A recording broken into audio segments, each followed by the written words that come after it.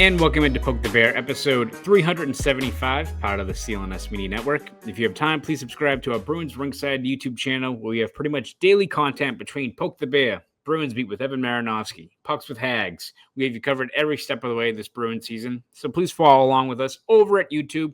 And if you don't like YouTube, you can subscribe and follow along with us over on Apple Podcasts, Spotify, wherever else you get your hockey podcasts. This episode is also brought to you by Prize Picks, the best way to win cash this football season. Download the app today and use code CLNS to get $50 in lineups after you play your first $5 lineup. That's code CLNS to get $50 in lineups after you play your first $5 lineup. Prize Picks, it's good to be right. My name is Conor Ryan, and once again, we are joined by the esteemed, the ever-knowledgeable Ty Anderson of 98.5 The Sports Hub. Ty, how you doing? What is going on today? How are we feeling? Pretty good. Ty, are the Bruins on a little bit of a heater right now? 5 games in a row, 6 of 7. They come away with a overtime win against Ottawa, a team that smoked them 10 days earlier. I feel like the vibes are pretty good right now over on Causeway Street. Yeah, I think it's probably the closest thing that you're going to get to a heater. I think, especially in the Eastern Conference right now, which has proven to be very topsy-turvy, very up and down. I think that, we have to look at the season fair or unfair. We have to look at it in segments, right? And I feel like, they survived the 14 games in 25 days because they were 500. They were 7-7. Like, all right, you know what? Like, I think you could be better. I think you should be better, but be that as it may, you're 7-7 and you got through that grind. And now, I think you have another 13 games in 26 days. It's more human, right? Like, it's still not perfect, but it's more what you're used to, playing almost every other day.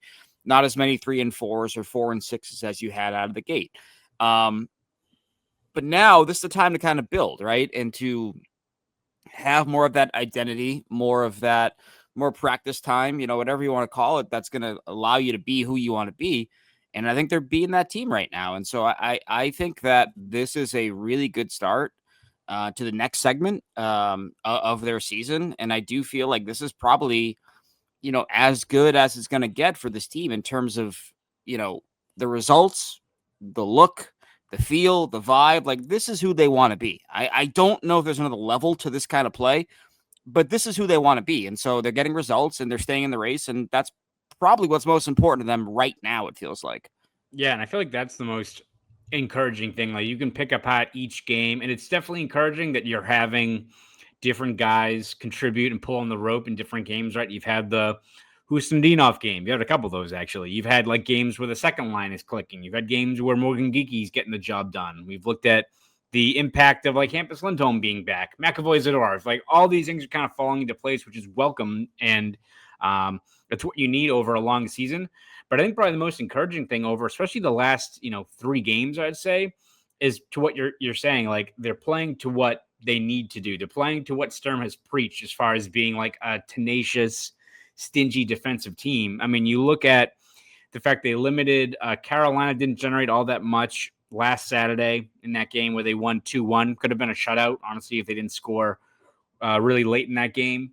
And then you look at this team, going up against an Ottawa crew that smoked them. And what did Ottawa have? 4 high danger looks at 5-on-5 play. Really didn't generate a whole lot. I think the last 3 games, the Bruins are 3rd in the NHL in expected goals per 60. I know it's just a 3-game sample size, and that's not, an indication that this team is now going to be a LA Kings, one of these teams that are just grind things out defensively. But I think you're seeing how they're playing over the last couple of games.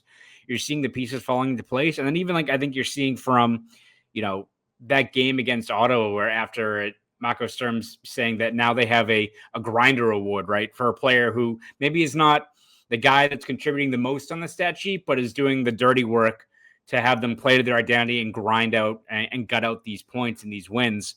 I think you're seeing the team starting to buy in a little bit more as to what Sturm is preaching. And all right, I think everyone's accepting, Sturm's been this way, I think, since July, of this team's not going to be able to outscore its mistakes. They'll take the contributions now, but if they want to be a tough out, which has been their label night in, night out, they have to play like they have the last couple of games.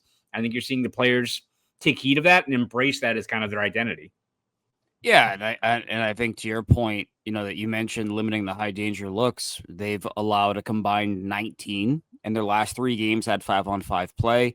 That's their best 3-game segment on that front since their season opening 3-game win streak, right? And so, you want to get real simple with it. This is the formula for them, right? And that's what you want. And the next step, of course, is cutting down on the penalties you take so that you can get the overall number even lower, right? And I feel like that's where this Bruins team wants to be. That's how they envision themselves.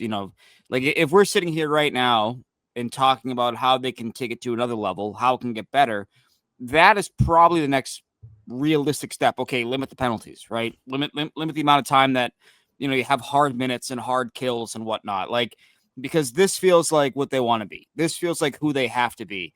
The commitment is there right now. Now, we're going to worry about if it's there in January when we get to January. But right now, it's there, and it feels like this is the way that it has to be. And the buy-in there, I think, is roster-wide right now. I think, and that's probably what's like sneaky, massively important because, we're doing podcasts in October, and we're sitting there going, oh my God, they're talking about buy-in right now. They're 8 games in. Who's not buying in? Why are you not buying in? It's a long season. There's 75 more games, whatever it is. You got to buy in now, man. Like, what's going on here? So to have the buy-in, I think, and to have everyone pulling in the same direction, I think is so massive for all parties involved, but especially someone like Sturm, first-year head coach. You didn't like the talk of, is this guy in over his head? Is this Gerard Mayo, but in Bruins form? You're not having that conversation right now, given the way they've rebounded here this last week and change, really. Yeah, and I think you're seeing it right where I think any first-year coach can have, the best laid plans or a vision for the team, and you feel good about what your, choices are in July. You feel good about talking over with your staff in August and September. You feel good of what you're seeing in training camp, preseason, of them starting to grasp things, and then it goes to hell over, a 6-game losing streak. And I think the last thing you want to do, especially early on, if you're a young head coach and a team that is coming off of such a dreadful season, is to have that resolve or that buy-in wane that early on. And to what we said, when you go back to where we were even before Halloween, where we're talking about top 5 picks, or talking about guys like Morgan Geekie, giving that big picture kind of post-game musings of we know what's going to happen if we lose. That's not what you want to hear in October. It's not what you want to hear if you're a fan. We don't want to hear it in terms of having that be discourse from October through June for the NHL draft. No one wants that. And you just start having those doubts, right? Of is this team just not going to be able to get out of its own way? And even if they right the ship, is it going to be in January when they're already out of the playoff picture and Zaka's already been traded to Vancouver or something, right? It feels like, just them being able to right the ship and, guys starting to contribute, starting to, I think grasp what Sturm is preaching, has allowed everyone to kind of take a deep breath. And a lot has played into that, right? The second line taking off as it has, Lindholm being back, what you've seen from McAvoy and Zadorov, all that has played into it. But it does feel like everyone can breathe a little easier right now. And I think Sturm especially is one of those guys that is appreciating that little by little, this team seems to be kind of taking heed of what he's been saying. Yeah, and I think that, there were some alarms going off, right, in the beginning of the year. I think anytime Don Sweeney is on the broadcast, and the next game Cam Neely is on the broadcast, and this isn't a knock on Nesson or what they do at all. It's just oh, they're bringing out the big guns right away, trying to kind of say no, everyone calm down. It's going to be all right. We've been around long enough to know now that when the GM and the president speak in back-to-back games, independent of what's going on, charity events like Comics Come Home, typically a sign that something is either going off the rails or they're trying to get a message out there. And it felt like, given that losing streak, the fans wanted to hear from the front office to know, should we panic or what should we do here? And, they go out and they speak, and the team follows, Marco's lead and starts delivering results. And so, I'm not sure exactly how it all transpired in terms of, you see the video that the Bruins posted. This was after the Anaheim loss, where Marco is like, you guys went through this a year ago. You want to do this again? You can't play this way. You got to buy into what I'm trying to say. We're going to have results. You look at that since that speech where he's lighting them up, that hard assery, whatever you want to call it, lighten them up, lighten and NFR up. They've won, 6 out of 7 since then? Yeah. So, message received. And that's what's most important, I think, right now, because if it wasn't, we'd be sitting here going, oh, my God, can Verhoff play next year? And can he do it for, Jay Leach? Who's going to be the head coach then? You don't want that kind of conversation right now. Yeah, and it's just also night and day from where the Bruins team was last year, where it felt like, again, like the record is more or less kind of similar, right? Of like hovering around 500. Like that's kind of what this team is. They're definitely playing better, but the record was kind of what we saw last year. But it feels like at this point in early November, we're like, what's up with this team? And they pulled themselves out of it. You didn't see like any stretch of like consistent play. I mean, the Bruins had, I think, one stretch where they won 3 games in a row last year, and that was even before like things bottomed out. Like they couldn't get out of their own way. You had the head coach when he's not singing Rick Springfield, like couldn't have any answers as to what was going on. You'd have like a minute and 30-second press conferences. Like just in terms of where this team is at and what they're trying to build, it does feel like, and this kind of harkens back to, I think Campus Lindholm mentioned this.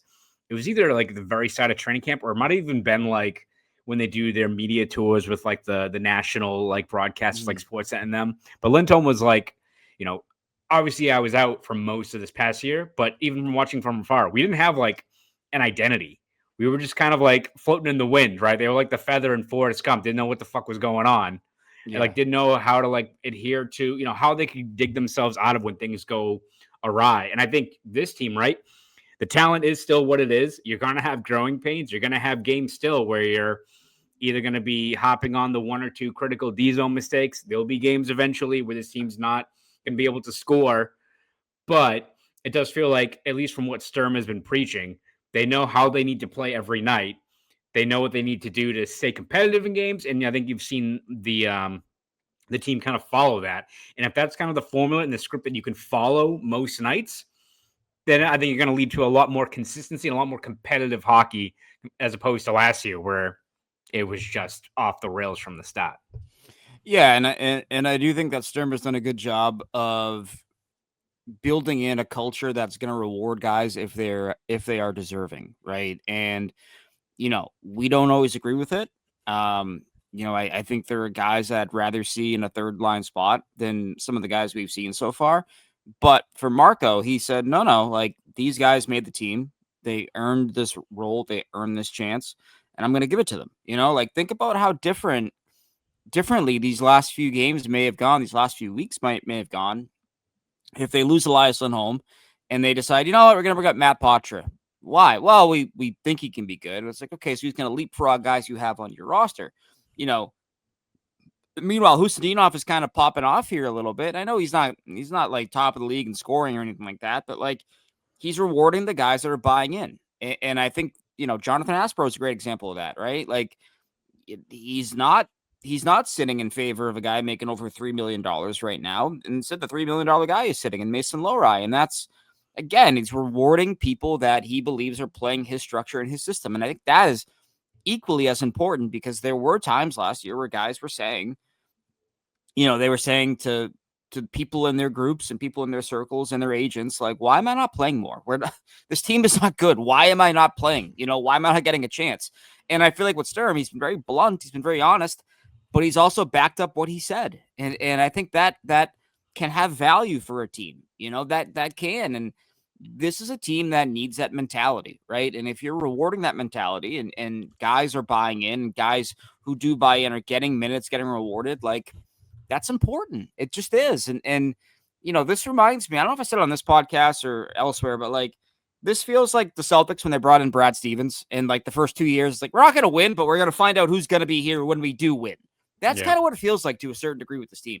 Yeah, I kind of almost compared them a little bit to like the even Isaiah Thomas Celtics, like the first year where it's like they were probably not making the playoffs. They get a little bit of a jump there and they're competitive and they're kind of bridging you through these kind of retool years where, realistically, how far can they go? We'll see, but they're working their ass off, makes it easy to root for. And especially I think if you're a Bruins fan compared to last year where that blowout, like, lopsided scores happen, it felt like every week or two.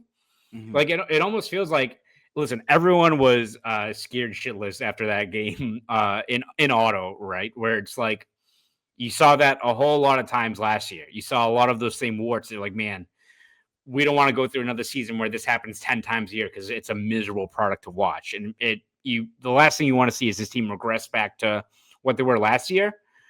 It does feel like, at least through 16 games, that that blowout loss, maybe it's chalked up more to like one of those days as opposed to it being like a trend, right? Mm-hmm. Bruins got smoked, got their ass kicked by Washington in their first game of the year, and then went to a cup final that year, right? Like, everyone has those games where guys no show. It sucks, but you can kind of flush it. And so far, that feels like it's been an outlier as opposed to a trend so far this year, which I think is encouraging.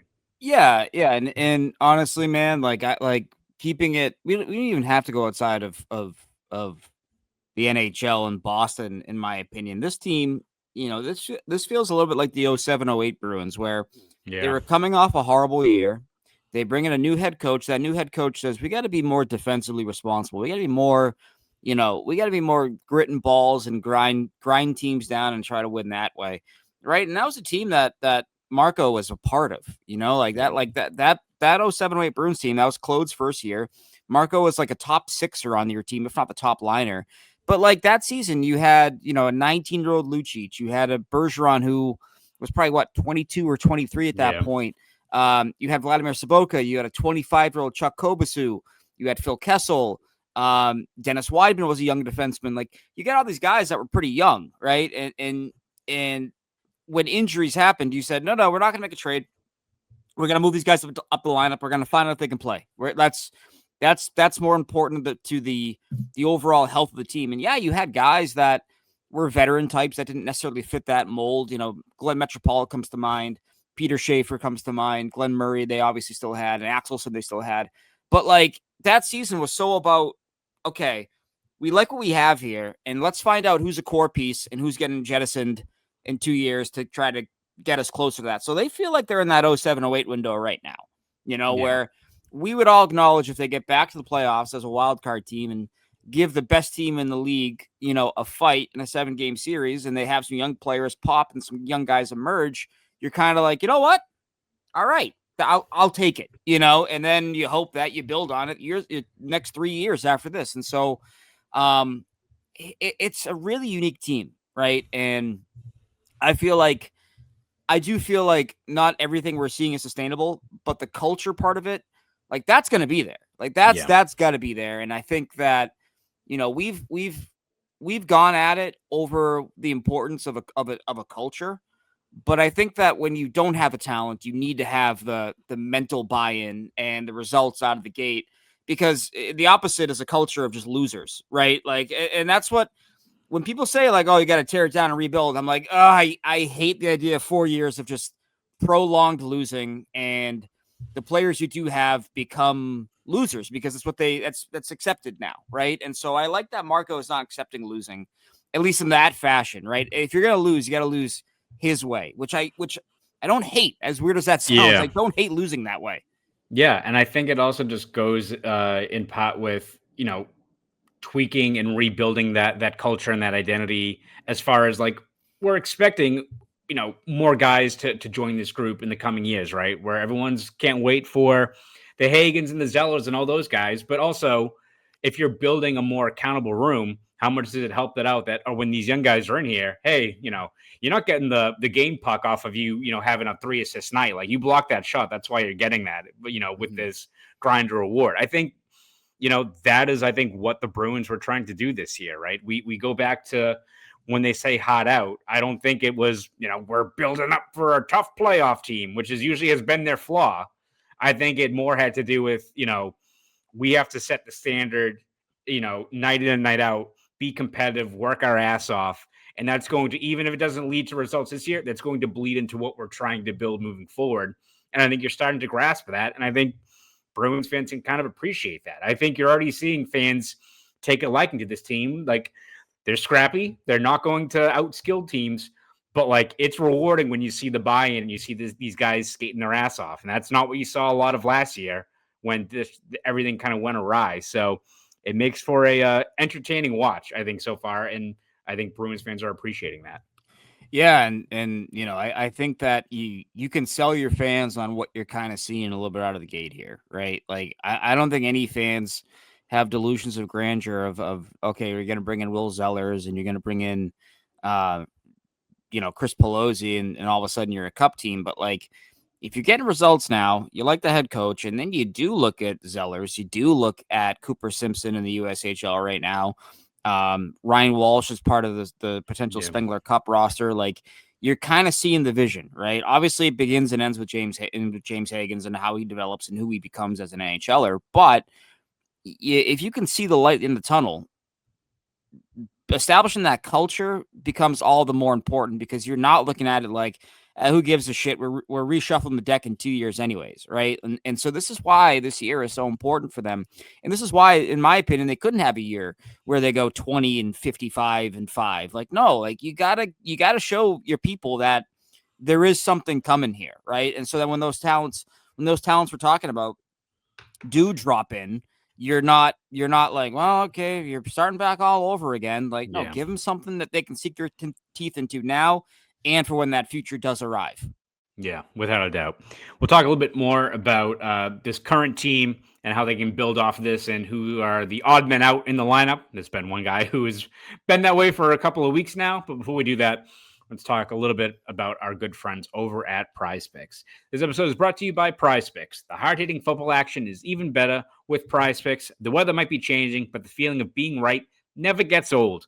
So keep the season rolling on Prize Picks by getting $50 instantly in lineups when you play your first $5.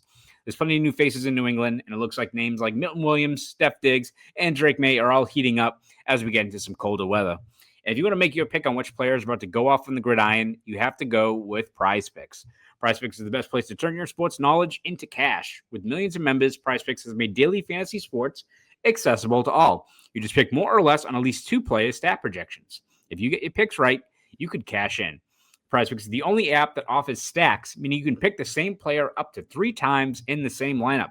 Want to pick more on Josh Allen's passing yards, rushing yards, and touchdowns? Now you can pick all of them in the same lineup only on PrizePicks. You can also follow other PrizePicks players directly on the app and copy their lineups in just one click. Whether it's a friend, celebrity, or just someone whose picks you like, hit the follow button and check out every lineup they create in the new feed tab on PrizePicks. And it's not just football. On PrizePicks, you can mix and match player projections from different sports. Combine your favorite football players with players from basketball, hockey, esports, and much more. There's no shortage of ways to participate in PrizePicks. This week, I'm looking at the board. I'm going to cover all my bases. I've got Jaylen Brown for more than 4 3-pointers, and I'm all in on Drake May against Tampa. I'm taking the QB for more than 3 touchdowns in Week 10 against the Bucks. So download the PrizePicks app today and use code CLNS to get $50 in lineups after you play your first $5 lineup. That's code CLNS on the PrizePicks app to get $50 in lineups after you play your first $5 lineup. PrizePicks, it's good to be right. Shout out once again to our good friends over at PrizePicks. Ty, when you look at this lineup, a lot to like about everyone pulling on the rope. As you said, like Aspero has been solid. You've had the second line's been clicking. Husindinov has been making an impact. Fraser Mitten's getting more reps. The one guy who's been out of the equation is Mason Lohrei. Again, has struggled this year in the D zone. The Bruins have had a track record this year of guys getting scratched by Marco Sturm and responding, whether it's guys like Middlestat, guy like Husindinov has taken advantage, Johnny Beecher, who unfortunately had an injury on Thursday, but I think he responded well for being in and out of the lineup. Mason Lohrei feels like it's more of a waiting game right now, and I think for the Bruins, it's just, I feel like until this team gets dealt another loss or there's a implosion from, let's say, like the third pair, I think right now Lohrei is still just kind of the odd guy out. Yeah, it does feel that way. And I think it feels that way because of sort of, where this team is right now, how they have to play, how they want to play. Now, with Lohrei, the only thing that I'll say that kind of, I don't know, I find a little frustrating. I feel like if you're the Bruins, does it have to be he's either top pairing or healthy scratch? Like, why are those the only 2 pathways for Mason Lohrei, right? And I find that can be a little frustrating, but it's also it speaks to, how Sturm wants everyone to play, right? Where that's the only place that he feels he can put them, or he can put Mason Lohrei.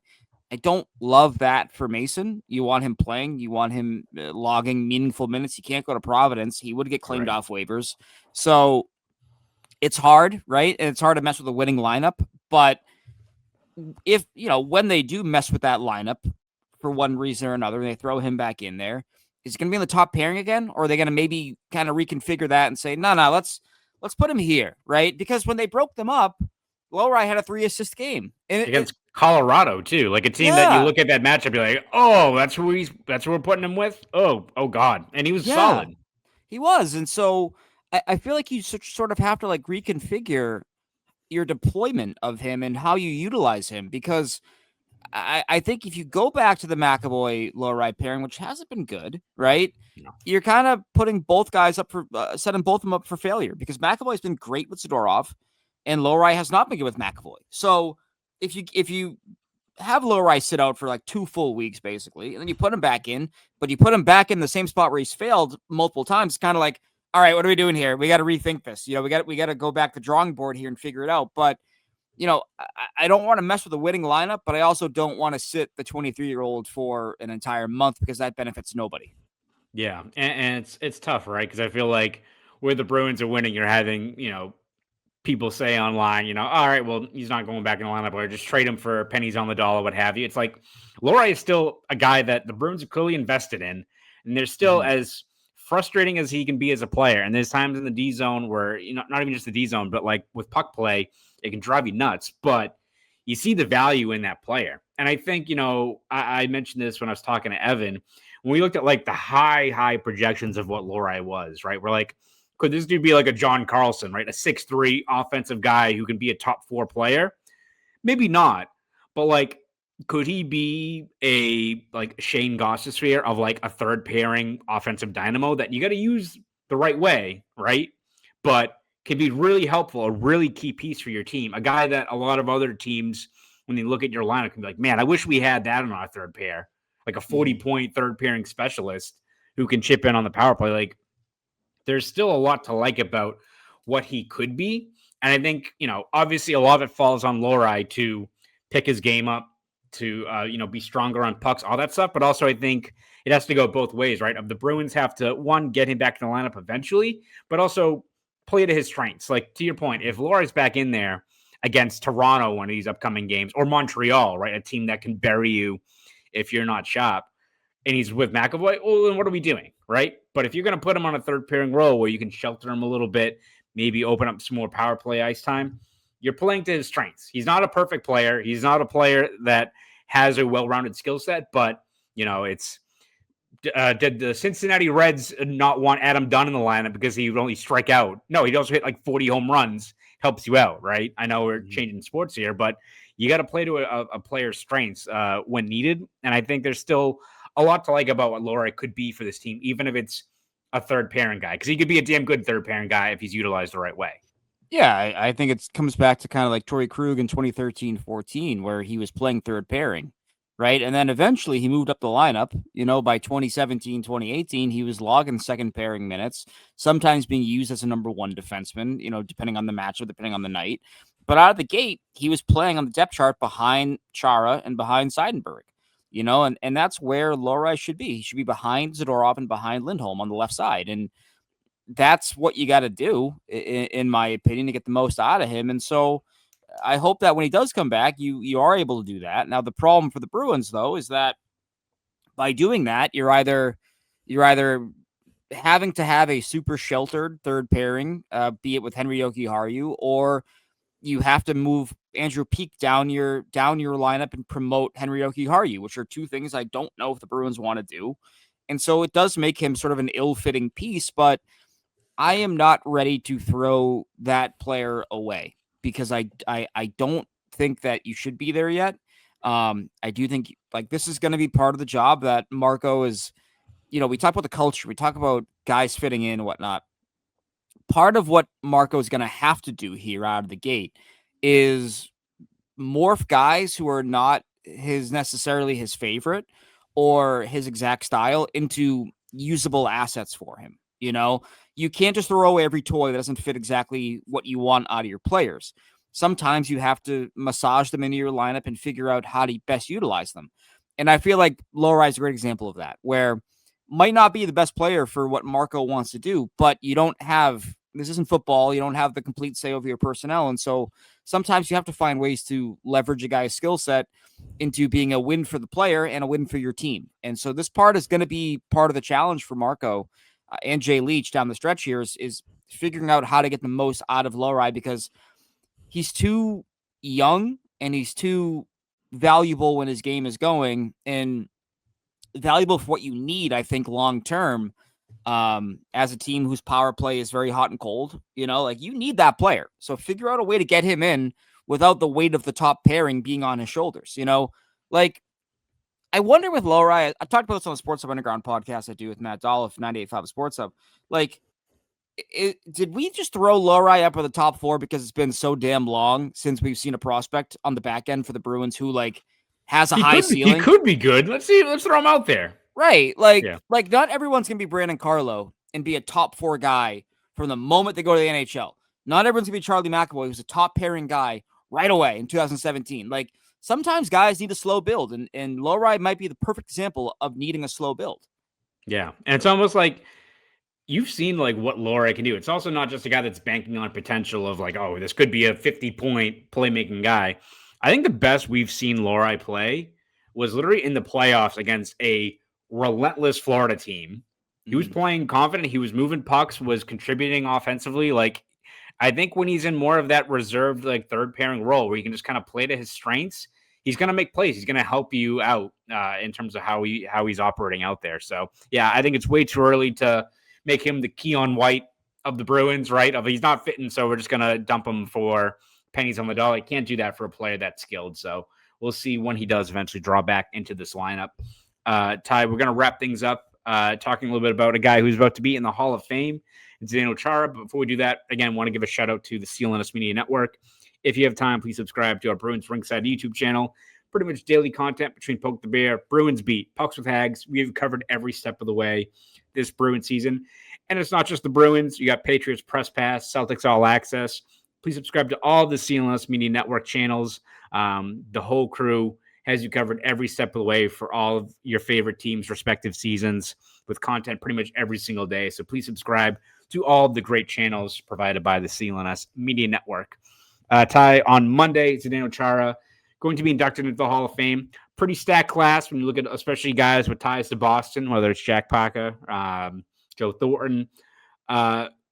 For a guy like Chara, and I know a lot's been written about him and his impact on the ice, off the ice, just how committed he is. What do you take away from what Chara, meant to especially this Bruins team, and just him as a player and the role he had in kind of carving out what was, nearly a 2-decade stretch of contention since he arrived here? Yeah, Chara will probably go down as, probably my favorite player that I got the privilege of watching and covering for as long as we've been doing this. I just loved, there was something just so unique about the big man, about being 6'9" and being a guy who wanted to shut down the other team's top players and did it. I think people don't realize how good he was. And that sounds crazy, I know, but I don't think people understood that he shut down prime Sidney Crosby. He shut down prime Alex Ovechkin. And as time went on, you saw less of that version of Chara, right? It's kind of like, my younger sister is 25 years old. She only knows Joe Thornton as big beard Joe Thornton, who was kind of on the back nine, right? And Chara was around for so long that a lot of fans, I think, kind of remember what he was say from 2013, 2019. But 2009 Chara was an absolute tank and was a machine and was a guy that you watched it with just awe. You watched him in awe of how good he was and how he was such a nightmare for the opposition. And I loved watching him play.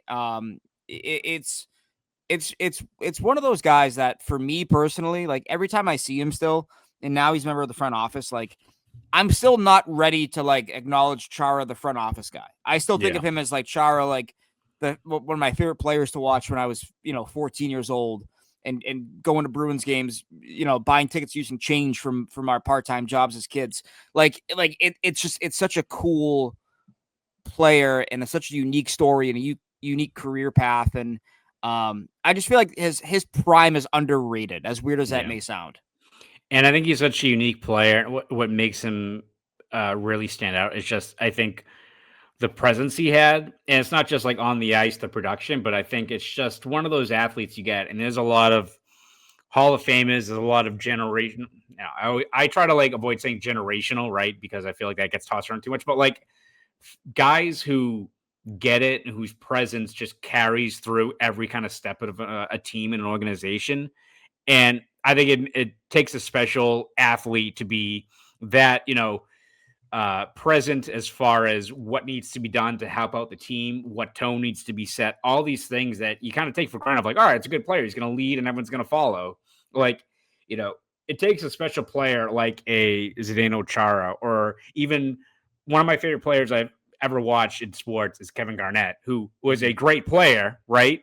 But also like his intensity, his presence, his ability to drag other people into the fight, and just the fact that he got it makes him such a unique kind of athlete, a unique person. I think Chara was kind of the same way. Like those guys don't come around, right? There's every couple of years, there's an unbelievable talent, but to also complement that with like the leadership, the presence, all these things, makes Chara, I think, just one of those guys that just has. It's to your point, when you see him, you're like, oh, that's not just like the Hall of Fame defenseman. That's just a guy whose presence with one of the original 6 franchises is etched in stone as far as just what he has meant to this team. It's impressive when you look back at a career that, by in and of itself, we look at the numbers, is already unbelievable. You look at him in person, how tall he is, and it makes no sense that how dominant he was beyond just the size. Just how this guy was on the power play. This guy was skating like he did. But I think just his overall impact and the commitment he showed, not just to his own craft, but to the team especially. You don't get players like that. That's why, you don't see free agents make that kind of impact, where this guy came in with like a PowerPoint presentation of how he was going to build up a culture. You don't get that from guys when they cash in on these deals. So he's just such a unique player, I think, in that regard. Yeah. And, I feel like, back, we don't cover the team like we used to and I know I sound like an old man saying that, but like, we don't walk into the locker room and have 20 guys all at their stalls ready to talk to us anymore. But there were games I remember as like a younger rookie-ish reporter covering this team where it was a spicy game and guys would be bitching across the room at each other about what had happened or whatever. And you would see Chara go, guys, shut up. Like stop. And you could see like the presence he had in the room back then. And just the way that he, again, carried himself as a leader. Like he did command that room, and I think that's what another thing that we're not going to see. We're not going to see another guy like that because we're not in there enough to see it anymore. But also, like, it was a different era and it was a different way of got like he just got everyone pulling in the same direction, right? And like you don't get Bergeron being the player and leader he was without Chara. Like that, like that's something that Patrice will tell you straight up to your face too. That like I'm not the player I am without Chara, and Chara will tell you that Patrice was the co-captain, not just the alternate captain. So like the way that those guys led is something that I think the Bruins held on for a little too long. In terms of trying to have that kind of presence, but then you saw it and you're like, I get why they don't want to move on from this because it's such a great 1-2 of leadership that you want to hang on to that for as long as you can. Yeah. So again, well deserved. It'll be great to see him get that call. Where do you rank him in his era? Like that post lockout to like 2013-ish. Like where do you rank him? Like that's the question I think for a lot of people. Yeah. I mean, he's such a unique player, right? Where it does feel like his prime gets taken for granted, where he'll never, like national media won't probably ever put him as like the best defenseman of his era, but my God, like he was a monster in his prime. So, I mean, he's right up there for me. Like, who do you have anyone who's better than him during those prime years? Like we talking like is like Lidstrom, but also he was kind of on like the final years of his prime during that stretch. It feels like everyone was like, there was no like, other guy that was, all those careers didn't intersect the right way, right? Where like Lidstrom's back nine was right as a lot of other guys were stepping up. Like never had like a unquestioned 1, 2, or 3 best defenseman league. Everyone was kind of at different stages. It kind of feels like, unless I'm really omitting someone, but no, I don't think you are. I mean, for me, again, if I'm just going like the 05 to like 2013, 14 range, the only guy that there's probably 3 guys that I would include with Chara. I would include Scott Niedermayer, who, but to your point, was kind of approaching the end. He had a great year when he won it with Anaheim in 07. Chris Pronger, who carried that similar intimidation kind of air to him.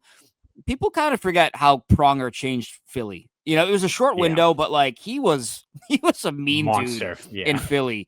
Scary man. Also scary in media things too. He was the non-Russian Zadorov. He'll just give it right back to people. Yeah.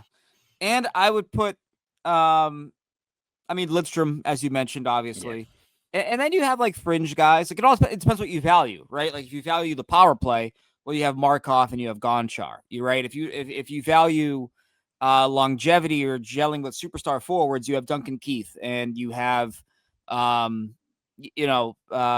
Shea Weber. But I just think that like the pillars, so to speak, of that era defensively, I think it's Chara, I think it's Lidstrom, I think it's Niedermayer, and Pronger. You can throw in Rafalski maybe if you want as like an honorable mention, but like it's interesting that his prime never had the gaudy numbers, right? Never had like the accolades on accolades. The only one, I think, won Norris, which is kind of crazy. Yeah. But like his prime as the shutdown guy was just so unbelievably effective that I think it does, as we get further from it, people start to kind of second guess it or not appreciate it. And that's something that I cannot stand for personally. Yeah. So it'll be very good to see him on Monday, kind of get that recognition. You hope that kind of just continues to, get elevated from here when I think people start looking back at his career and just how much of a force he was on and off the ice. So be good to see on Monday. Ty, before we let you go, where can we read your stuff? Where can we hear you on the airwaves? All that good stuff. Yeah, you can hear me on 98.5 The Sports Hub, the hockey show every Saturday morning, 9 to 11 a.m. You can also read all my work there at 985thesportshub.com. You follow me along on social media. Just type in my name in Google, and you'll find me on Blue Sky, on Twitter, on Threads, which I don't really use. Sorry about that. And elsewhere. So that's where you can find me. We'll have you, a lot of Bruins stuff, a lot of games. So it's a lot of stuff that we're trying to get to. It's just, it never ends, dude. I do feel like Chara, except I would die if I tried a marathon in my life. But that's me. How about you?